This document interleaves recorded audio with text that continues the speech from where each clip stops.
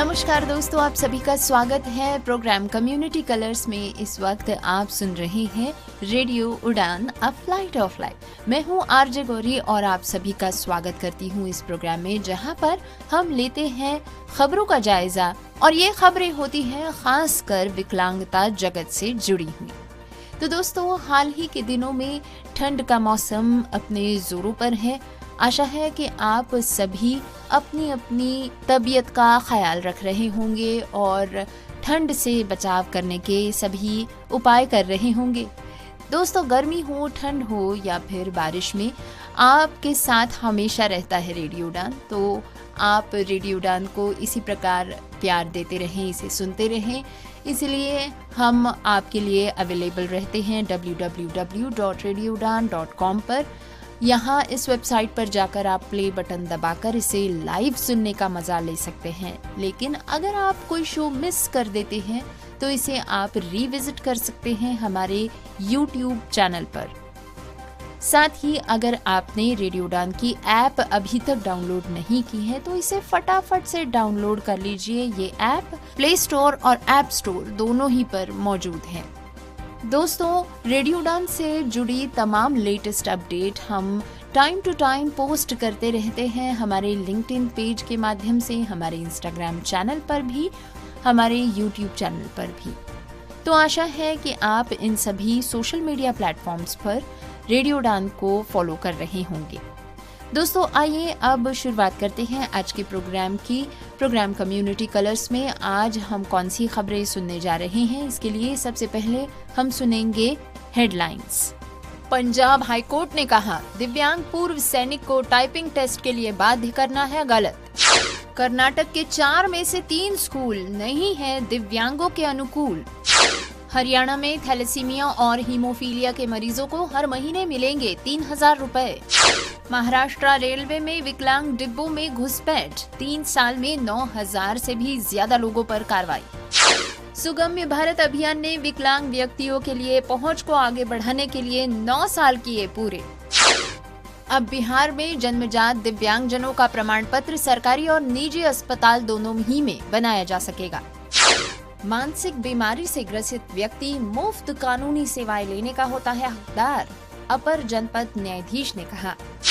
सफाई कर्मचारी भर्ती में अनुभव में छूट की मांग को लेकर विकलांगों का डीएलबी पर धरना। प्रोग्राम कम्युनिटी कलर्स में अभी आपने सुनी आज के शो की हेडलाइंस। प्रोग्राम में अब समय हो चला है आगे बढ़ने का, तो बिना वक्त गवाए आइए सुनते हैं डिटेल्ड न्यूज बुलेटिन।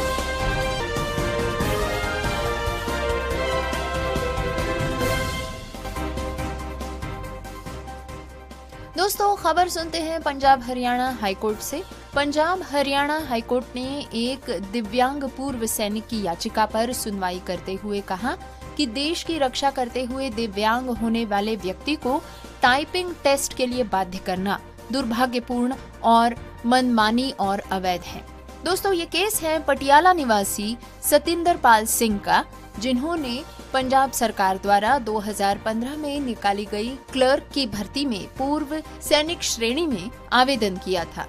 याचिकाकर्ता ने लिखित परीक्षा पास कर ली थी, लेकिन टाइपिंग टेस्ट वो पास नहीं कर सके। इस टेस्ट में फेल होने के चलते सरकार ने उन्हें नियुक्ति देने से इनकार कर दिया था।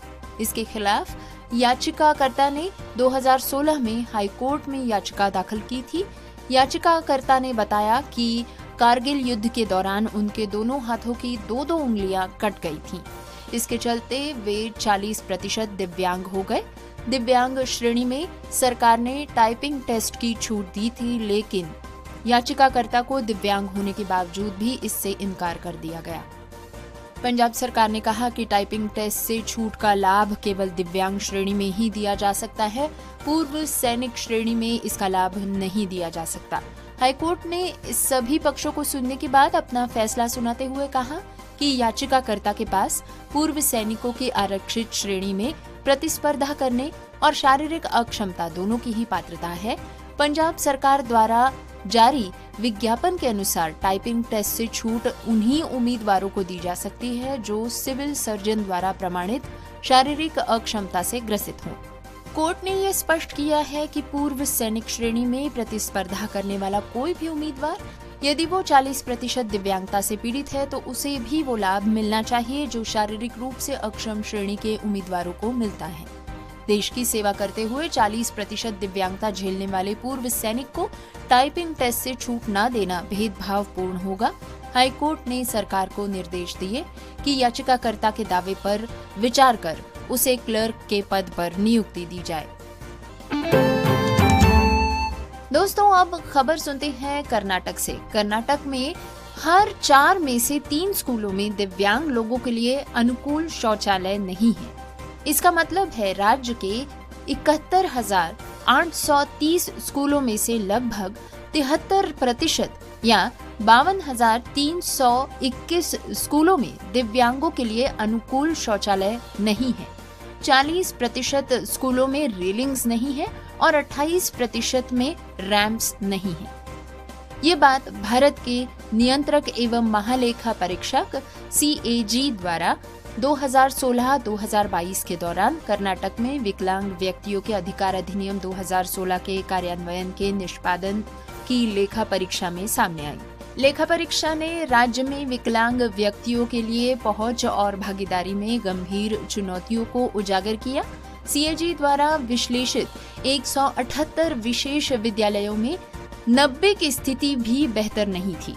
77% में विकलांगों के अनुकूल शौचालयों का अभाव था, जबकि केवल 51% में रैंप प्रदान किए गए थे और केवल 47% में रेलिंग मौजूद थी।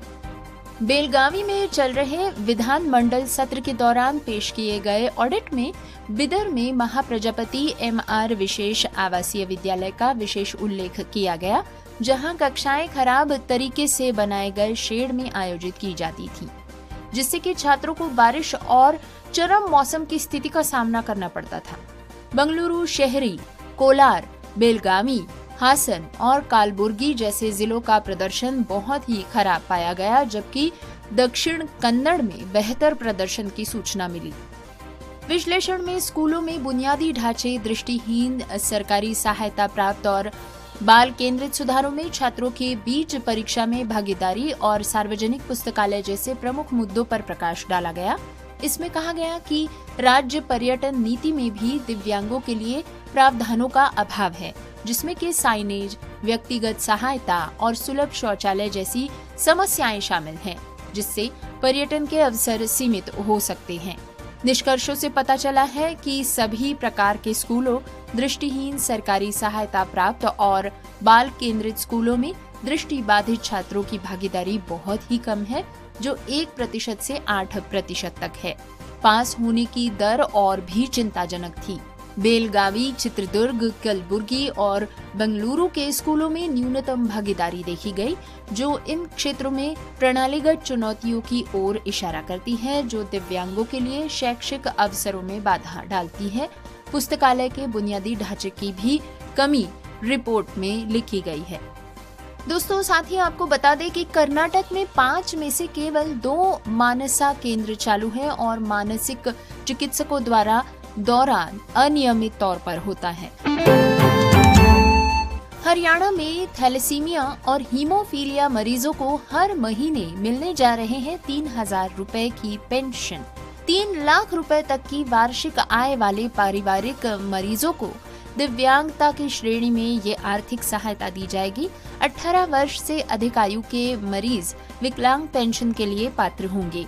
दोस्तों, पिछले 30 जनवरी को तत्कालीन मुख्यमंत्री मनोहर लाल की अध्यक्षता में हुई कैबिनेट बैठक में थैलेसीमिया और हीमोफीलिया के मरीजों को पेंशन देने का निर्णय लिया गया था, लेकिन अभी तक इसकी कोई अधिसूचना जारी नहीं की जा सकी थी।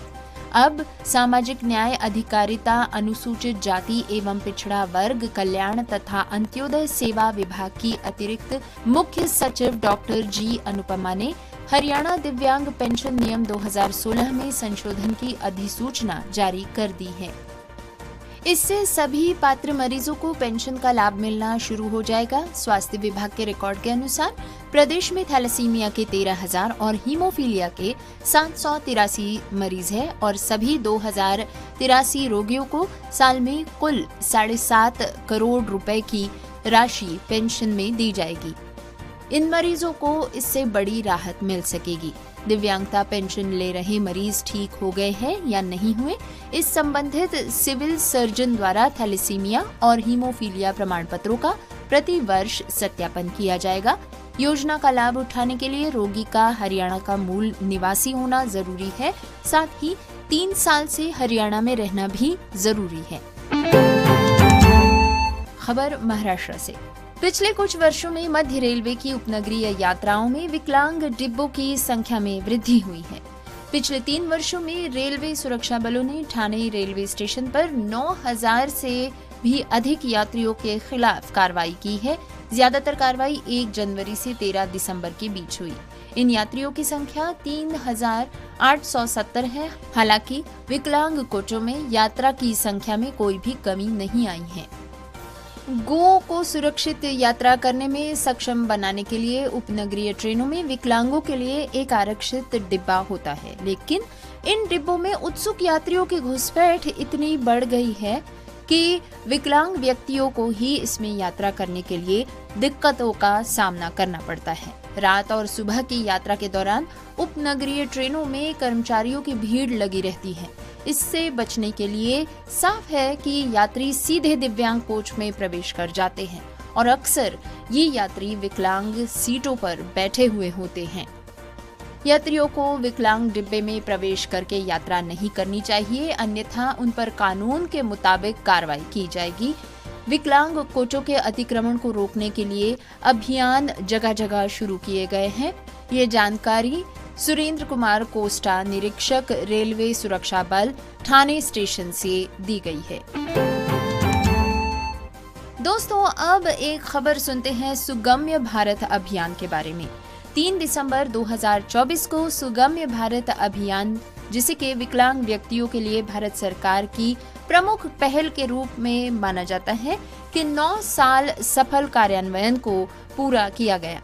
इसे प्रधानमंत्री नरेंद्र मोदी ने 3 दिसंबर 2015 को अंतर्राष्ट्रीय दिवस के साथ विकलांगता के अंतर्राष्ट्रीय दिवस के अवसर पर लॉन्च किया था।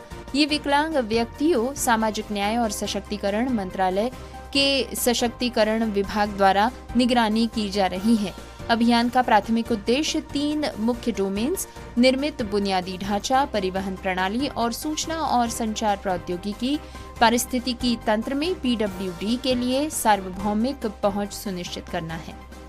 दोस्तों, पिछले 9 वर्षों ने इस अभियान में विभिन्न क्षेत्रों में निर्मित बुनियादी ढांचा, परिवहन, डिजिटल प्लेटफॉर्म, शिक्षा और मीडिया पहुंच में सुधार की शुरुआत की। PWDs के एक समावेशी वातावरण बनाने में मुख्य मील के पत्थर के रूप में ये योजना सामने आई है। दोस्तों, इस योजना के साथ सुगम्य भारत ऐप भी मौजूद है। ये एक समूह से जुड़ी मोबाइल एप्लीकेशन है जो 2021 में मानव संसाधन और जनजाति कल्याण मंत्रालय द्वारा AIC के तहत दिव्यांगजनों के सामग्री प्राप्ति से संबंधित समस्याओं का समाधान करने के लिए लॉन्च की गई थी। वर्तमान में ऐप 23 भारतीय भाषाओं में उपलब्ध है, जिसमें शामिल है हिंदी, अंग्रेजी, मराठी, तमिल, ओडिया और अन्य भाषाएं। ऐप में कुछ अनूठी विशेषताएं हैं, जैसे कि फॉन्ट का समायोजन, कलर का कॉन्ट्रास्ट और विकल्प, और हिंदी और अंग्रेजी में एकीकृत स्क्रीन पाठ। दोस्तों, न्यूज बुलेटिन इसी तरह जारी रहेगा, लेकिन एक छोटे से ब्रेक के बाद। हिडन वॉइसेस की तरफ से आप सभी का स्वागत। हिडन वॉइसेस, एक दृष्टि एक आवाज, और इसने पूरे भारत में दृष्टिबाधित और आर्थिक रूप से विकलांग बच्चों और वयस्कों को किताबों की दुनिया खोलकर सशक्त बनाने के लिए 1000 से भी अधिक छिपी हुई आवाजों को मिलाया है। 28 अप्रैल 2019 को देवी कृष्णा द्वारा स्थापित और सुश्री मैत्री राजदेव द्वारा सह संस्थापित हिडन वॉइसेस एक अद्वितीय रीडिंग चैरिटी है। देवी एक अनुभवी मनोचिकित्सक और काउंसलर है और ह्यूमन रिसोर्स मैनेजमेंट की एक दक्ष प्रबंधक है। देवी ने पूरे भारत के विभिन्न भाषाओं के स्वयंसेवकों को दृष्टिबाधितों के लिए ऑडियो किताब पढ़ने और बनाने के लिए तैयार किया है। एक भागीदार के रूप में श्री सुधीश पी और इसके अध्यक्ष के रूप में सुश्री सिंसी थॉमस के साथ हिडन वॉइसेस के अब कुल 1,500 से भी अधिक इन हाउस पाठक है और ये JNU, पुणे और दक्षिण भारत स्थित कई क्लबों से जुड़ा हुआ है, जिसके चलते अब हिडन वॉइसेस के पास 3,000 से भी अधिक पाठक है। इसमें सबसे छोटे पाठक 5 साल की उम्र से लेकर सबसे बड़े पाठक 82 साल के अनुभव वाले स्वयंसेवक है। पाठकों को उम्र और चुनी गई भाषा के अनुसार ग्रुप्स में बांट दिया जाता है। हिडन वॉइसेस के पास अब लगभग 20 भाषाओं में जानकारी पूर्ण और काल्पनिक दोनों ही तरह की पुस्तकों की एक सूची तैयार है। इन ऑडियो पुस्तकों का उपयोग विभिन्न संस्थानों और समूहों जैसे कि Fergusson college Pune, lit the light, Dyuti, Madras club आदि द्वारा किया गया है। इस कार्यक्रम ने 50,000 से भी अधिक लोगों की जिंदगी को समृद्ध बनाया है। अधिक जानकारी के लिए हमें ईमेल करें hiddenvoices2020@gmail.com पर। ब्रेक के बाद आप सभी का स्वागत है। न्यूज बुलेटिन जारी है। बढ़ते हैं अगली खबर की ओर। पटना, बिहार में जन्मजात दिव्यांगजनों का प्रमाण पत्र सरकारी और निजी अस्पताल दोनों ही में बनाया जाएगा। जिस तरह से बच्चे के जन्म के बाद अस्पतालों में रिकॉर्ड रखा जाता है, उसी तरह से दिव्यांगजनों का भी अस्पतालों में रिकॉर्ड रखा जाएगा। हाल के दिनों में समाज कल्याण विभाग में इसको लेकर काम शुरू किया गया है। इसके बाद जन्मजात बच्चों को दिव्यांगता प्रमाण पत्र बनाने में राहत होगी। जनवरी से इसकी शुरुआत हो जाएगी और यही दिव्यांग बच्चों के लिए फायदा साबित होगा, क्योंकि अभी किसी प्रकार का प्रमाण पत्र नहीं दिया जाता है। जब बच्चा थोड़ा बड़ा हो जाता है तो उसके माता पिता को विकलांगता प्रमाण पत्र बनाने के लिए अस्पतालों का चक्कर काटना पड़ता है। फिर भी अधिकतर सही विकलांगता प्रमाण पत्र नहीं मिल पाता है। लेकिन इस नए प्रस्ताव की स्वीकृति से ऐसे बच्चों को राहत मिल सकेगी जो जन्म से ही विकलांग है। उनका सही विकलांगता प्रमाण पत्र अस्पताल से ही मिल पाएगा। वहीं उन्हें दिव्यांगता संबंधी उपकरण और सभी योजनाओं का लाभ भी जन्म से ही मिलने लगेगा। सरकार के पास भी होगा सही आंकड़ा। इस प्रकार नए प्रस्ताव के बाद सरकार के पास दिव्यांगजनों का सही आंकड़ा होगा और किसी भी आपदा के वक्त उनको राहत मिल सकेगी। इसके लिए काम करने में विभाग को सहूलियत रहेगी। कोरोना के दौरान दिव्यांगजनों को सही पहचान नहीं होने के कारण राहत पहुंचाने में विभाग को काफी परेशानी हुई थी। दोस्तों, खबर सुनते हैं बदायूं से। यहाँ पर मानसिक बीमारी से ग्रसित व्यक्ति मुफ्त कानूनी सेवाएं लेने का हकदार होता है, ऐसा कहा है अपर जनपद न्यायाधीश सचिव जिला विधिक सेवा प्राधिकरण बदायूं ने। दोस्तों, आपको बता दें कि यहाँ पर न्यायालय परिसर में स्थित केंद्रीय सभागार बदायूं में लीगल सर्विस यूनिट फॉर मनोन्याय LSUM person with mental illness and persons with intellectual disability scheme 2024 के अंतर्गत गठित कमेटी को विभिन्न सरकारी संस्थाओं व गैर सरकारी संस्थाओं के रिसोर्स पर्सन द्वारा 2 दिन का प्रशिक्षण दिया गया।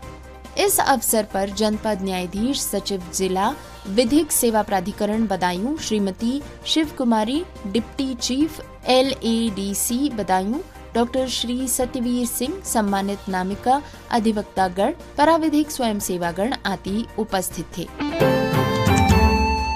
दोस्तों, अब खबर सुनते हैं राजस्थान के जयपुर से। विकलांगों ने अपनी मांगों को लेकर DLB प्रशासन को ज्ञापन दिया है, लेकिन उचित आश्वासन नहीं मिलने के कारण विकलांगों का DLB मुख्यालय के बाहर धरना जारी रहा। जयपुर प्रदेश में करीब 28,000 पदों पर हो रही है सफाई कर्मचारियों की भर्ती। इस भर्ती में अनुभव में बाध्यता की छूट की मांग को लेकर विकलांग जन क्रांति सेना के नेतृत्व में प्रदेश भर के विकलांगों ने DLB मुख्यालय के बाहर धरना दिया। भारी संख्या में धरने में पहुंचे विकलांग लोगों ने कहा कि जो सफाई कर्मचारी भर्ती की जा रही है उसमें विकलांगों को प्राथमिकता दी जाए। जो दोनों पैरों से विकलांग नहीं है, एक पैर से विकलांग है, उन्हें सफाई कर्मी भर्ती में प्राथमिकता मिल सकती है। विकलांगों ने अपनी मांगों को लेकर DLB प्रशासन को भी ज्ञापन दिया, लेकिन उचित आश्वासन नहीं मिलने के कारण विकलांगों का DLB मुख्यालय के बाहर धरना जारी रहा। नमस्कार दोस्तों, आदाब, सत श्री अकाल। आप सभी का फिर से एक बार स्वागत है प्रोग्राम कम्युनिटी कलर्स में। अब प्रोग्राम में बारी आ चुकी है हमारे नए नवेले सेक्शन की, जिसका नाम है DEPWD MSJE Facebook updates section. दोस्तों, जैसा कि आप सभी जानते हैं, इस सेक्शन के माध्यम से हम लेते हैं जायजा DEPWD के फेसबुक अपडेट्स का। तो आइए बिना समय गवाए शुरू करते हैं डिपार्टमेंट की पहली पोस्ट के साथ। इस पोस्ट में डिपार्टमेंट लिखते हैं, श्री राजेश अग्रवाल, सचिव DEPWD ने IIT दिल्ली में CII IBDN national conference on accelerating disability inclusion में अपने मुख्य भाषण में दिव्यांग व्यक्तियों के लिए उच्च शिक्षा पहुंच और कौशल प्रशिक्षण के महत्व पर बात की।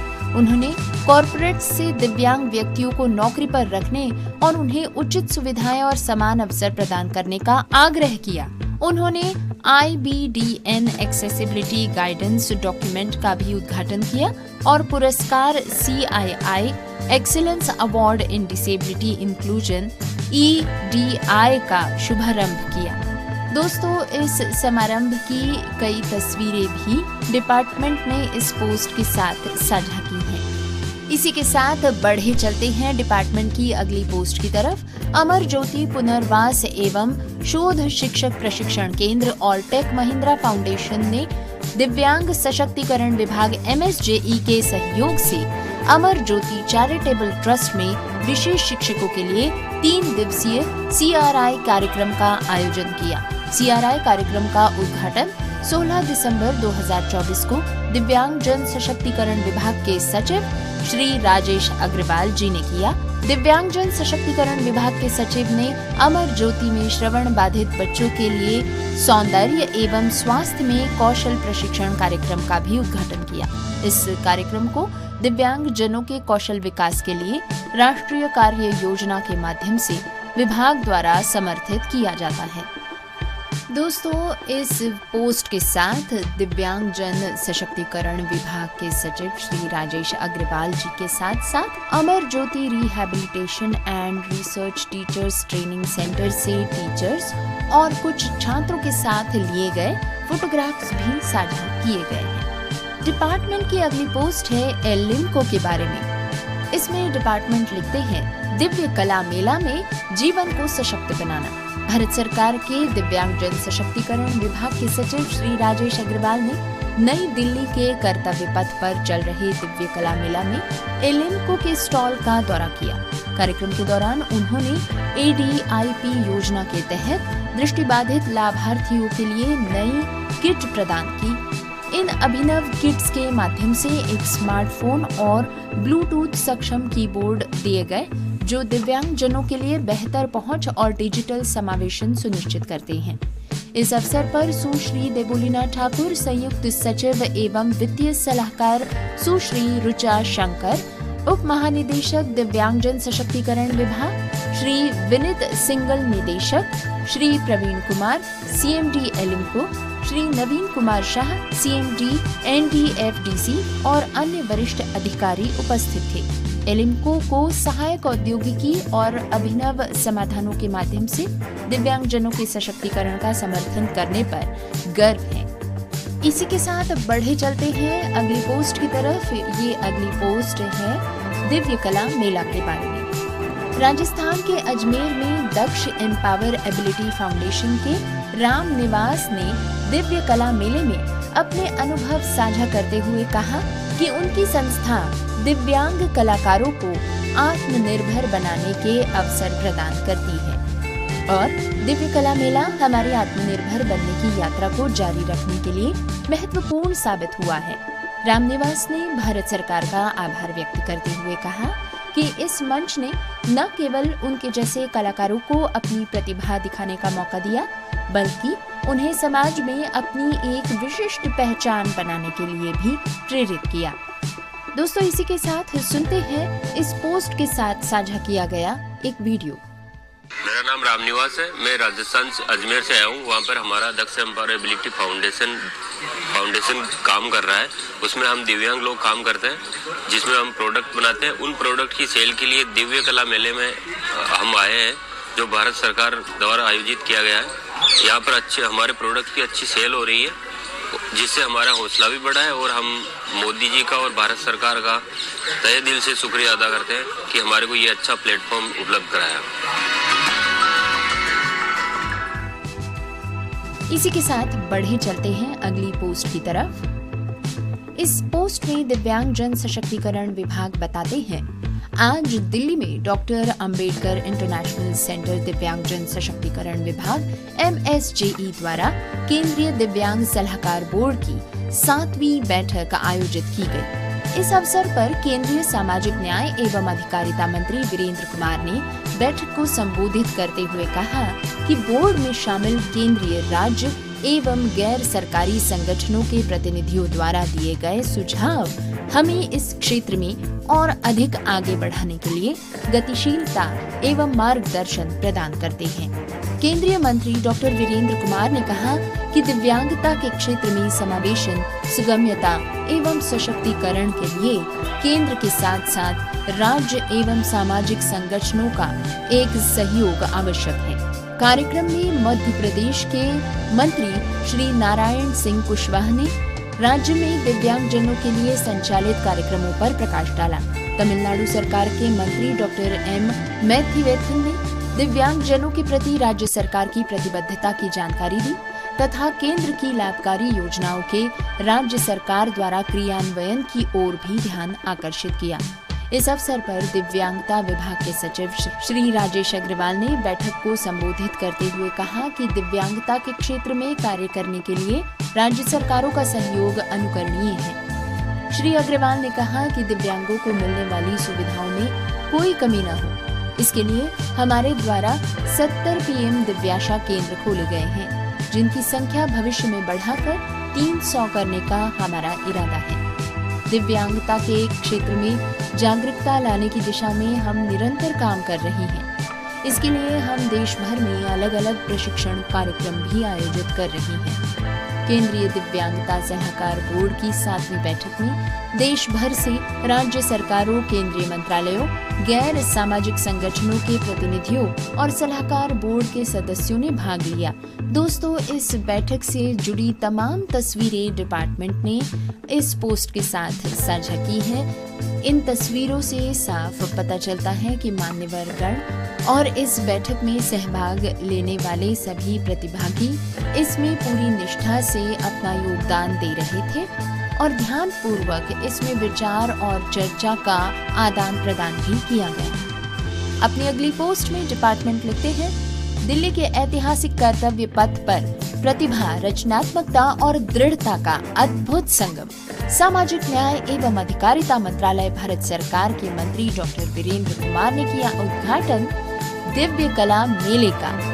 केंद्रीय मंत्री डॉक्टर वीरेंद्र कुमार ने कहा, जब एक दिव्यांग व्यक्ति सशक्त होता है तो वो पूरे समाज को और देश को सशक्त बनाता है। सामाजिक न्याय एवं अधिकारिता राज्य मंत्री श्री रामदास आठवले और श्री BL वर्मा ने इस अवसर पर दिव्यांग उद्यमियों और शिल्पकारों के साहस और कला की प्रशंसा की। दिव्यांग जन सशक्तिकरण विभाग के सचिव श्री राजेश अग्रवाल ने विशेष शिक्षकों से दिव्यांग बच्चों को शिक्षा के साथ साथ उद्यमिता के लिए प्रेरित करने की अपील की, ताकि वे सफल उद्यमी बन सके। दोस्तों, डिपार्टमेंट आगे ये भी लिखते हैं कि दिव्य कला मेला केवल कोई आयोजन नहीं है, बल्कि उन अनगिनत सपनों का उत्सव है जिन्हें हमारे दिव्यांग लोगों ने अपनी कड़ी मेहनत और अद्भुत कौशल के माध्यम से हासिल किया है। दोस्तों, इस पोस्ट के साथ ही दिव्य कला मेला की उद्घाटन की तमाम तस्वीरें डिपार्टमेंट ने फेसबुक पोस्ट पर साझा की हैं, जिनमें विभिन्न मंत्री गणों द्वारा इस कला मेला का उद्घाटन करते हुए तस्वीरें भी साझा की गई हैं तथा साथ ही दिव्य कला मेला में मौजूद कई उत्पादों और उद्यमियों की तस्वीरें भी साझा की गई। तो दोस्तों, यहीं पर समाप्त होता है हमारा DEPWD MSJE Facebook update section. ये सेक्शन आपको कैसा लगता है और खासकर प्रोग्राम कम्युनिटी कलर्स के बारे में आप क्या सोचते हैं, हमें जरूर लिखकर भेजें। आप हमसे संपर्क कर सकते हैं हमारी वेबसाइट के माध्यम से, या आप अपने कमेंट्स छोड़ सकते हैं YouTube पर आज के एपिसोड के कमेंट्स सेक्शन में। हमें आपकी कमेंट्स का, आपके सुझाव और सुधारों का हमेशा ही इंतजार रहा है। आशा करते हैं आपसे जल्द ही मुलाकात होगी। इसी के साथ आइए प्रोग्राम की समाप्ति की घोषणा करते हैं, लेकिन इसके पहले कि प्रोग्राम समाप्त हो, एक बार फिर से सुन लेते हैं आज की न्यूज हेडलाइंस।